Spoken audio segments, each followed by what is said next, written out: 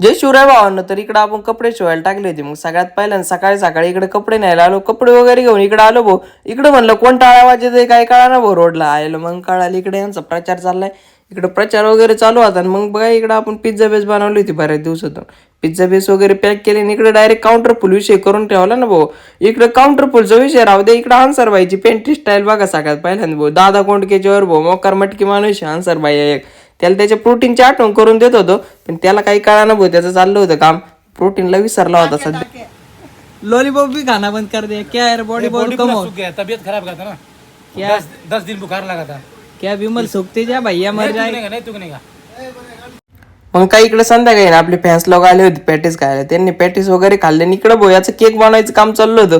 मोकार बिंगू बिंगू cake बनवतो ना भाऊ, मोकार बेकार माणूस भाई. मग इकडे केक बिक बनवायचं काम चालू होतं ना. आम्हाला किरण शेटला आणायला जायचं होतं हाळकोटीला.